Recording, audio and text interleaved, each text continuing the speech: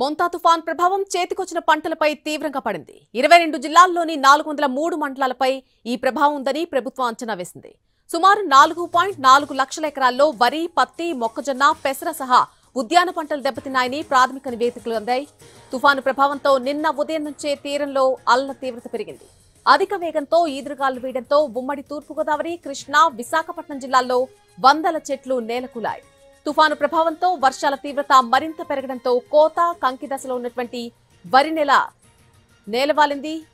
రైతులకు తీరని నష్టం జరిగింది. అంబేద్కర్ కోనసీమ అలాగే తూర్పుగోదావరి జిల్లాల్లో 35,000 ఎకరాల్లో పంటలకు నష్టం జరిగింది. శ్రీకాకుళం నుంచి తిరుపతి జిల్లా వరకు అన్ని చోట్ల వ్యవసాయ, ఉద్యాన పంటలు దెబ్బతిన్నాయని, కృష్ణా జిల్లాలో వరి, అరటి, బొప్పాయి తోటలు నేలవాలాయని చెబుతున్నారు. ప్రకాశం జిల్లాలో ఉద్యాన పంటల నష్టం అధికంగా ఉంది. శ్రీకాకుళం జిల్లాలో 350 హెక్టార్లలో పంట నష్టం జరిగిందని ప్రాథమికంగా అంచనా వేశారు. విజయనగరం జిల్లాలో 12 మండలాల్లో సుమారు 7,000 ఎకరాల వరి నేలవాలింది. గుంటూరు, బాపట్ల, పల్నాడు జిల్లాల్లో ఆఖరి దశలో ఉన్నటువంటి పత్తి వర్షాలకు పూర్తిగా తడిసిపోయింది.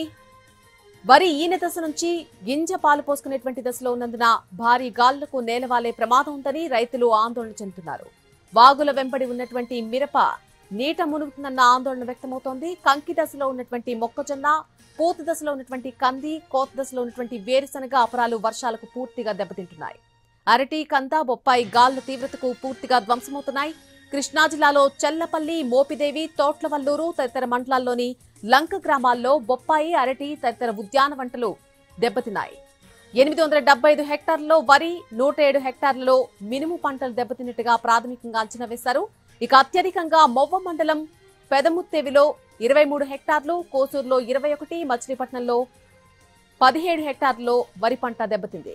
ప్రకాశం జిల్లా వ్యాప్తంగా కుండపోత వర్షం వల్ల జనజీవనం పూర్తిగా స్తంభించింది. తీర ప్రాంత మండలాల్లో ఈదురుగాల తీవ్రత పెరిగింది. వాగులు పొంగడంతో రాకపోకలు స్తంభించాయి. కంబం, కనిగిరి ప్రాంతాల్లో కొన్ని చోట్ల ఇళ్లు కూలిపోయాయి. ఒంగోలులో విద్యుత్ సరఫరా నిలిచిపోయింది.